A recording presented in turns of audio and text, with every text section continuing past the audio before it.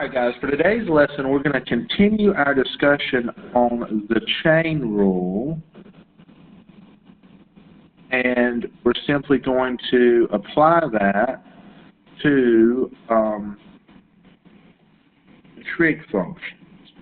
So what I mean by that is, let's say that I gave you y is equal to sine of 2x, and I ask you to find the derivative of that. So I want you to find the derivative of y with respect to this. So remember, the chain rule says that if you have a function inside of another function, so if you notice I have 2x inside of the sine function, the derivative of that is take the derivative of the outer function, which in this case would be the derivative of sine, which would be cosine, keep the inside function, so it would be sine of 2x, times, now take the derivative of the inside function, which would just be 2.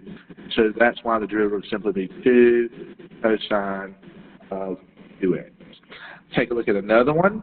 Let's say I gave you the function y is equal to cosine of x minus 1. What would be the derivative of that? We'll take the derivative of the outside function. The derivative of cosine will be negative sine. Leave the inner function alone, and then go back and take the derivative of the inside function, which, thankfully, the derivative of x minus 1 is just 1. So that just gives me negative sine of x minus 1, and that would be the derivative of that function. All right, let's take a look at another one. I like these now after that that last lesson where it was so difficult. What if I gave you y is equal to tangent of 3x? Well, let's see if you remember. The derivative of tangent is secant squared, so then the derivative of this would be secant squared of 3x. Go back and take the derivative of the inside, which would be 3. So that would be my answer, 3 secant squared of 3x, and that would be the derivative of that function.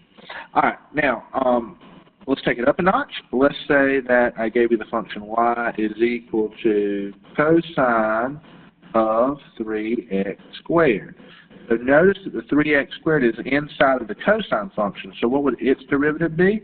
Its derivative would be negative sine of 3x squared times the derivative of 3x squared, so that would be 6x. So that's why my answer would be negative 6x sine of 3x squared. But see, parentheses plays a major role in this, because let's say instead of that I wrote it like this, cosine of 3 of x squared. So now I'm being a little pesky booger trying to throw you off with these parentheses. But notice that cosine of 3, that is a number. So think of that as like being a coefficient. So this is actually easy to take the derivative of. The derivative of this would just simply be power rule. So bring the 2 down in front of that coefficient, multiply those, and then just get x, because you subtract 1 from the power. So the reason why this was a booger was because you got to recognize that cosine of 3 is a number. This is a value. It's like a coefficient. It'd be no different than me saying 3x squared. What's the derivative of 3x squared? It would be 2 times 3 times x.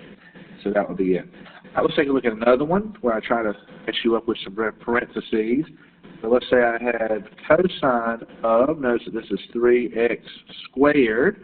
So my suggestion to you is to first just rewrite this using algebra and go ahead and say that 3x squared is the same thing as 9x squared, and now take the derivative of that. So that would be the derivative of cosine of 9x squared would be negative sine of 9x squared times 18x. So my answer would be negative 18x sine of 9x squared. So don't be tricked by some of these problems on the AP exam.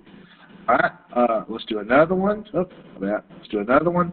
So let's say that you had y is equal to cosine squared of x. Well, it doesn't look like it's the chain rule, but it is, because you have the cosine function inside of a squared function. So again, let's rewrite this. Cosine squared of x is the same thing as cosine of x squared. It helps you see it better. So the derivative of this would be 2 cosine of x, and then the derivative of cosine of x is negative sine of x. So that gives me my answer of negative 2 sine of x cosine of x, which, if you remember anything from pre-calc, you could rewrite this as a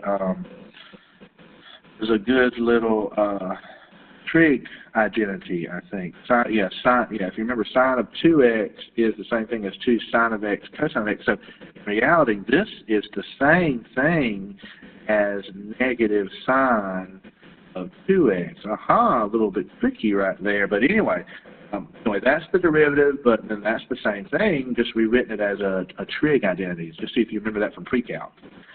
All right, and then one more. Let's say if we have y is equal to the square root of cosine of x. Remember, we don't have no rules for radicals, so maybe rewrite this as a power. So this would be to the 1/2 power, and you can take the derivative of this. The derivative of that would just be 1/2 cosine of x to the negative 1/2 times negative sine of x. And if you clean that up, you would get negative sine of x over 2 the square root of cosine of x. And that would be the derivative for that. All right, let's take a look at, I think, two more. Good application. Let's say that you have f of t is equal to sine cube of 4t. Now, again,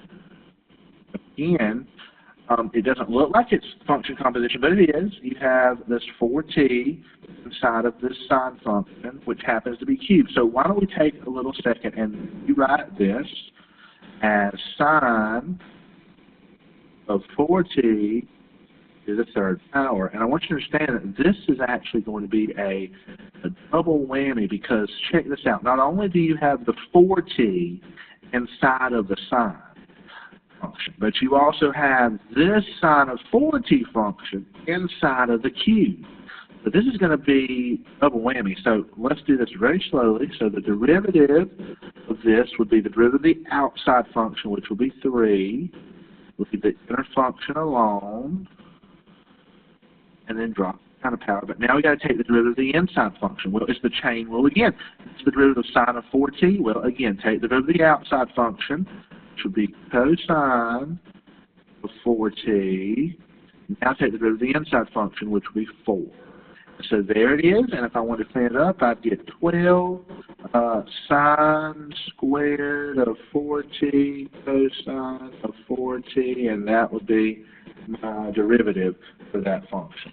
All right, let's look at one final example. Let's say that I gave you the function f of x is equal to 2 sine of x plus cosine of 2x. And I wanted you to find the equation of the tangent line at the point pi 1. Well, remember, in order to write the equation of a line, you need two things. You need to have a point and a slope. So let's first find the slope. So obviously that means I've got to find the derivative. So the derivative of this, the first part is easy. The derivative of 2 sine of x would just simply be 2 cosine of x. But here is the chain rule. So the derivative of cosine of 2x would be, let me rewrite that. The derivative of cosine would be negative sine of 2x, and then take the derivative of the inside function, which would be 2.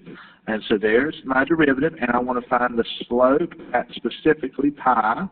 So I'd have 2 cosine of pi minus sine of 2 pi times 2. Well, we know that cosine at pi is -1, and we know that sine at 2 pi is 0, so that's just 0.